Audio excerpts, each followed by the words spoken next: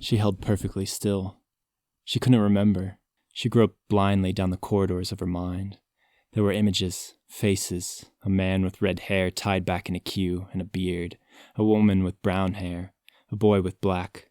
But they had come unmoored, drifting directionless across a void black sea. Who am I? Who am I? Who am I? She lifted her head as high as the restraints would allow and slammed it down again and again, punctuating her thoughts. But it was no use. She couldn't remember. She lay in the darkness, feeling small, feeling alone, but not as dark as before, she realized. Her blindfold had ridden up some, and now a sliver of light showed through the bottom. Turning her head as far as she could, she dragged her cheek against the table, again and again, each time moving the blindfold a fraction of an inch. By the time she'd repeated the movement 10 times, she'd managed to open a pinhole of light beside her nose, through which she saw her surroundings. She was aboard a train, as she'd thought, though it didn't look like a passenger car. The walls and ceiling a lusterless steel, ridged here and there, more like a freight car, illuminated by an oil lamp somewhere beyond the edge of her vision. She lay on her back in the center on a metal table. Down the middle of the car, past her feet, stretched a white divider, splitting the freight in half.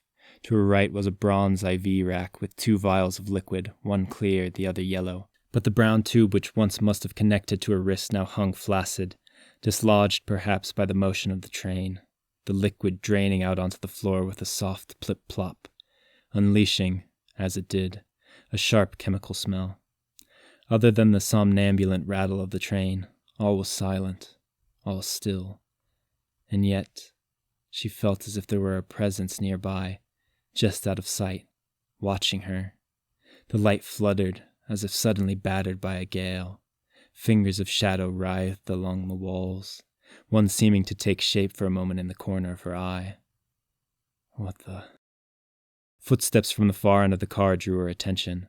A moment later, the divider parted, admitting a man in white surgical outfit, the red fireburst of a kindler embroidered over his heart. She squinted, afraid he would see the glint of her eye beneath the blindfold. He crossed the room and lay his hand against her neck, feeling for her pulse.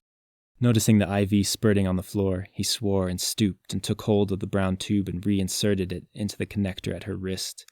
He watched her then. She could feel his eyes wriggling up and down her body.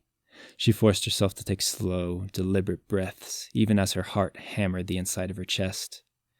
After some tense moments, the man, seemingly satisfied that she was still unconscious, crossed the room and slipped back through the divider. Once more, she was alone.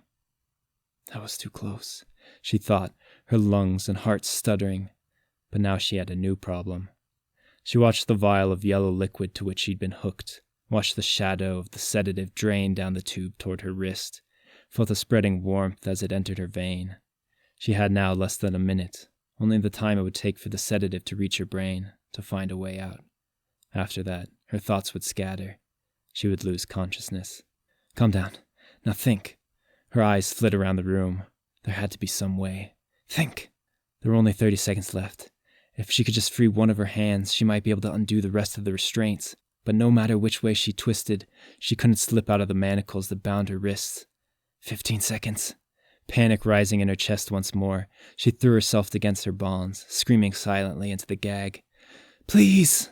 It was no use. She fell back against the table. I can't. The white room opened in the depths of her mind. The white mask, the sapphire blue eyes, the scalpel poised over her eye.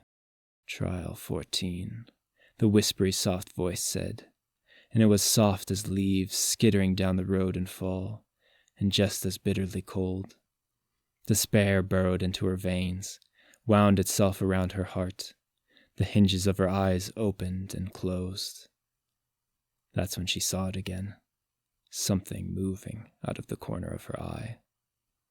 Just a shadow it seemed at first, twisting on the edge of the light. But there was something about it, as if it moved inverse to the current of light. She blinked again, and it was gone. She shivered. Her mouth was dry, and her skin felt cold and clammy. Above, the oil lamp dimmed. There's something there. And then from the dark it emerged, climbing up the edge of the table by her foot, its hands like melting wax, its head squished and sunken, its eyes like dark pits. It oozed, condensed, sliding along the table, its mouth agape and dripping smoke. Her heart throbbed. No. She clenched her eyes shut. It's a dream. Only a dream. When I open my eyes, it'll be gone. When I open my eyes, it'll be gone. When I open my eyes, it'll be gone. She said the words in her mind over like a prayer. But when her eyelids fluttered open, the nocturne was still there. Now it flowed against her side, the feel of it like cold oil, yet less substantial, like passing into shadow on a brisk day. It ran over her edges like water, spreading across her abdomen. Then it reared back, its empty eye sockets gazing down at her, the mismatched, indeterminate features on its face sliding in all different directions. She couldn't look away. She was mesmerized. I'm going to die. The thought passed glacial through her mind. But then the Noctera turned, its bloated arm extending until it was thin as a knife. With one quick motion, it severed the tube of the IV. Fluid squirted out on the floor. Then, before she could even begin to make sense of what was happening, the Noctera drew itself up once more and surged at her face.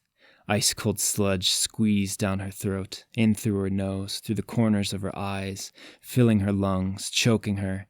She retched and beat against her restraints, but still it continued. I can't breathe. She was fading. She was falling. Darkness swept up to receive her. Consciousness left her. And then she was floating.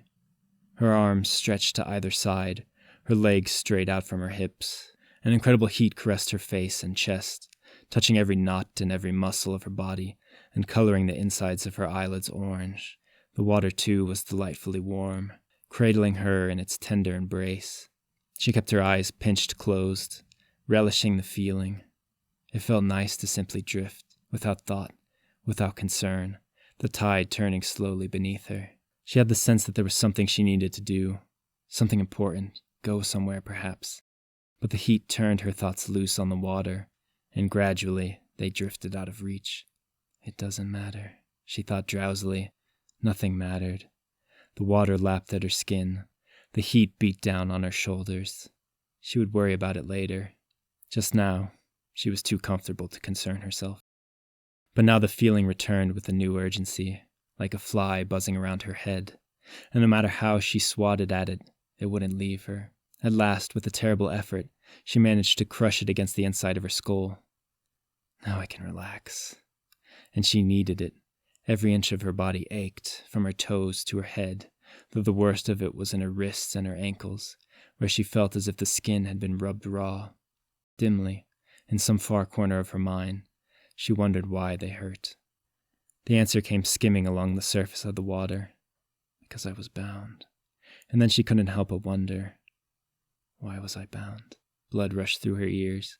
The world was perfectly silent, as if waiting for the answer. And then an avalanche of memory bore down on her. The white room, the scalpel, the surgical mask, the blue eyes, the train, the manacles, the noctura. She floundered and twisted and fell into the water. It rushed into her eyes and nose and mouth. She tasted it, and it tasted of iron. Her eyes snapped open. It was then she saw it wasn't water, but blood. A sea of blood, red-black in its depths, stretching away in all directions to a horizonless dark. Horrified, she leapt to her feet, taking several steps backwards. The blood came almost to mid-thigh, staining her surgical gown. The ground beneath it had an awful, squishy feeling to it, almost like raw meat.